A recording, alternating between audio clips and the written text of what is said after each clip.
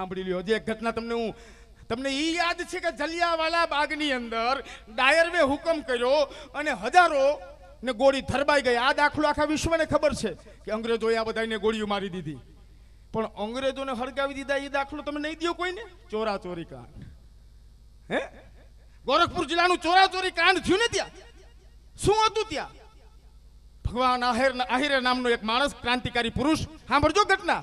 ક્રાંતિકારી પુરુષ અને અંગ્રેજ ઓફિસર ક્રાંતિકારી માણસને જાહેરમાં ગાળો આપી અને બે લાકડી મારીને આ દ્રશ્ય જોતો તો શ્રી રામપતિ ચમાર. અને રામપતિ ચમારે શું કર્યું? શ્રી રામપતિ ચમારે 4000 માણસોનું, દલિતોનું ટોળું ભેગું કર્યું, પોલીસ સ્ટેશનની સામે ગયા અને સામે જઈ અને એટલી જ માંગણી કરી કે જેણે અમારા ક્રાંતિકારી ઉપર હાથ ઉપાડ્યો છે એને અહીંથી બદલી કરો. એ અધિકારી આવીને જોઈએ. 4000નું ટોળું લઈને શ્રી રામપતિ ચમાર ઉભો છે. તાવલા અંગ્રેજને એવું થયું કે આગળ આને ધમકાવું હતી, બંદૂક લઈને આવ્યો તો બંદૂકનું નાડું આમ રાખ્યું તો શ્રી રામપતિ ચમારમાં પકડ્યું, આમ રાખ્યું છાતીમાં, માર કર ભડાકો. અંગ્રેજ ધ્રુજી ગયો કે આ ગાંડા થાય. એક પછી એક મની ગયા પાછા પોલીસ સ્ટેશનમાં ઘરવા. અને આ તો પછી દલિતો છે સાહેબ, એ વરે આ તો અને ભાઈ લઈ આવ્યા ક્યાંકથી અને હળગાવ્યું આખું પોલીસ સ્ટેશન. એમાં 22 જણા ભરતું થઈને મરી ગયા. અહીંયા અંગ્રેજોને આ ચમારોએ મારી નાખ્યા, એ દાખલો નહીં દો?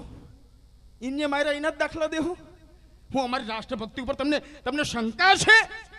जब जब हमें मौका मिला तब तब इतिहास बनाया है. हाँ, मैं हड़गावी मनुस्मृति. हाँ, જ્યોતિબાએ કીધું તું એટલે જ્યોતિબાએ તળાવ ખોદાયું કે આ લોકોને તમે પાણી ન પીવા દો, પોતાનું તળાવ ખોદાયું, તોય ઓલા આવી ગયા મનુસ્મૃતિ લઈને, આને અધિકાર નથી પાણી પીવાનો. અને જ્યોતિબાએ તે મનુસ્મૃતિ સામે રાખીને કીધું કે જેનો હવાલો દઈને તમે એને પાણી પીવા નથી દેતા ને, એક દી આનામાં એવો જન્મ છે ને કે આ તમારા બધાય શાસ્ત્ર હળગાવશે. અને કીધું આમ સાંભળ્યું, કાન સાંભળ્યું બાબા સાહેબે 20મી સદીમાં સાંભળ્યું. હા જ્યોતિબા, આ હળગાવાની થાય છે ને, આ હળગાવી અને મનુસ્મૃતિ હળગાવીને અમે ઘરમાં નથી બેસી ગયા. એ તમને કહી દે, બહુ ચોખ્ખી વાત.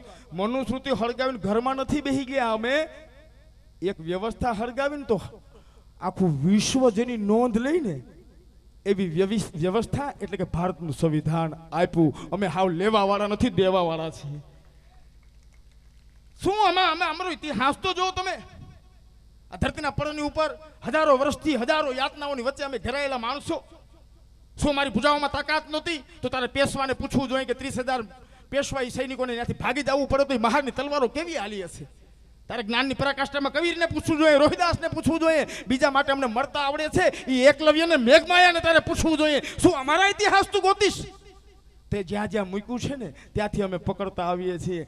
જી મહુની છાવણીમાં પેશવાઓએ અંગ્રેજોની શરણાગતિ સ્વીકારીને ઈ જ મહુની છાવણીમાં ડોક્ટર બાબા સાહેબ આંબેડકરનો જન્મ થયો. જ્યાંથી તમે મૂકો ને ત્યાંથી જ પકડીએ, અમે નહીં મૂકીએ. અમે વાહે લગા છીએ. પણ શા માટે? એ તો એવું હતું, અમે તો એવા કાળજાળ હતા. હવે તો અમને હક છે ભાઈ બાપા, મારે કોઈ વિરોધ નથી, હકે તમે રહ્યો તમામ. પણ અમે જો એક બાપને 4 દીકરા હોય, એને 1 કરોડની સંપત્તિ હોય તો બધાના ભાગે કેટલા આવે? 25 લાખ આવવા જોઈએ ને. તો એક દીકરો કે નહીં હું 50 લાખ રાખી, તો બીજો દીકરો કે તું 50 રાખ, તો હું 25 રાખું. 25માં બધાને સમજાવી, એમ નહીં હાલે. એ રેવા દે ભાઈ, આમાં મારો ભાગ થાય છે, એ મારો ભાગ આપી દે. એને જ ક્રાંતિ કહેવાય ને. દેતા આને આવડતું જ નથી, લેવા વાળા જ છે. આ તો દેવા વાળા સમુદાય. ત્યારે